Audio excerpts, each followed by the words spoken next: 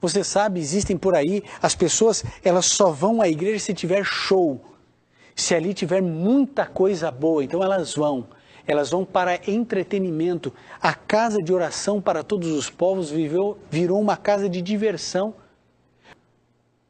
E o rock que entra dentro da igreja, aparentemente santificado por uma letra, e o rock and roll, que é um estilo estritamente diabólico, faz parte dos nossos cultos. O mundo vai entrando dentro da igreja, o púlpito virou lugar de anedotas, de brincadeira, de risada. A Bíblia tem sido deixada de lado. Você consegue perceber, querido, que a ação do diabo já não está mais nos bares, nas boates e nas baladas? A preocupação de Satanás está com a igreja e ele tenta entrar na igreja. E nós estamos preocupados conosco, em defendermos a placa da nossa igreja, em provarmos para os outros que nós estamos certos, que outros estão errados. A nossa igreja virou uma casa de diversão, não nos preocupamos com mais ninguém. E aí eu encontro Neemias no verso 4 dizendo: quando eu ouvi essas palavras, que os meus irmãos estavam sofrendo, que eles estavam recebendo opróbrio, que os muros estavam derrubados, que as portas queimadas a fogo, que as pessoas viviam em aflição, olha a reação de um líder espiritual. O verso 4 diz: quando ouvi estas palavras, assentei-me e chorei. Lamentei por alguns dias, estive jejuando e orando perante o Deus dos céus. Querido, um judeu tinha a obrigação de jejuar apenas no dia da expiação, mas ele continuou ali jejuando, chorando e orando. Neemias é um líder que se importa, que chora, que sofre. E agora eu pergunto, onde está a angústia dentro da igreja de Cristo? Nós não vemos mais as pessoas angustiadas, sofrendo por causa do pecado que carregam, por causa da luta interior que deveriam ter. Querido, você entende? Tudo que Satanás quer é tirar de dentro de você a luta espiritual, para que você pense que está tudo bem. E aí então as pessoas aceitam o cristianismo sem profundidade, sem entrega, sem a morte do eu, e elas vivem dentro da casa de oração, que agora virou uma casa de divertimento, com a influência do mundo dentro da igreja, e a igreja não consegue abençoar o mundo, não consegue transformar o mundo, porque nós não estamos transformados, talvez porque a gente não se importe com os outros, e a prova maior disso é que nós não estamos nos importando nem mesmo com a nossa salvação, trocando o céu pelo nada dessa terra. Neemias, ele chorou. Quando ele ouviu, ele se assentou, ele parou o que ele estava fazendo e ele chorou.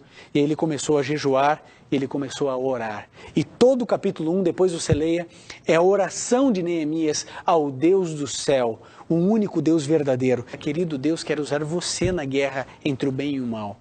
Ele quer que você influencie positivamente o mundo. Agora entenda, eu e você precisamos reconstruir as muralhas para proteger a nossa família, para proteger o nosso coração. Nós precisamos reconstruir nossas igrejas. Nós precisamos jogar fora tudo aquilo que o mundo tentou colocar para dentro. Nós precisamos de uma reforma na música nas nossas igrejas, porque nós não podemos colocar os ritmos do mundo com uma letra de Jesus e falar que isso é música sacra, que isso é música de adoração. Querido, para que a igreja de Cristo possa influenciar o mundo, eu acho que a gente vai ter que se submeter ao oleiro e permitir que o vaso se quebre, para que o oleiro refaça como ele achar devido.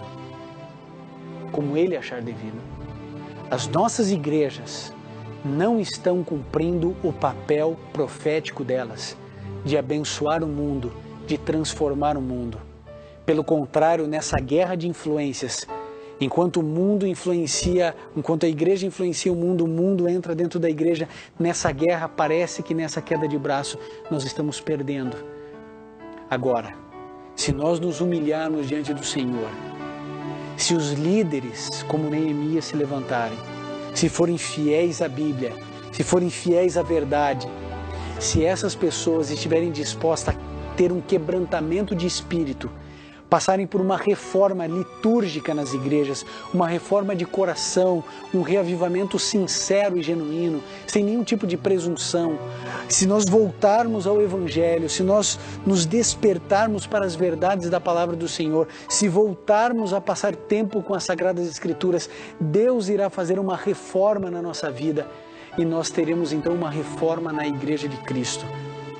Querido, eu e você temos a responsabilidade na nossa geração de transformarmos o mundo, nem que seja uma vida de cada vez, mas esse é o nosso papel. Não é hora de começarmos a reconstruir aquilo que Satanás destruiu. É hora de começarmos a reerguer as muralhas. Talvez a gente tenha que estar com a argamassa em uma mão e com uma espada na outra. Atentos, vigilantes, trabalhando pelo Senhor, mas atentos, porque é um inimigo tentando destruir o templo, tentando destruir Jerusalém, que é a sua igreja, é a minha igreja, é o seu coração, é o meu coração. Mas se formos como Neemias, então, querido, entenda, em 2 meses, as muralhas foram reerguidas, em 2 meses. Deus consegue fazer tudo em tempo recorde, porque Ele nos ama e quer o nosso melhor. Eu sei que dentro do seu coração, querido, às vezes existem sentimentos de que você é só um menino. Eu também sou, apenas um menino. E por trás da nossa armadura, só existe esse menino. Nós estamos lutando, mas o meu coração tem medo e o seu também. Mas esse é o momento, querido.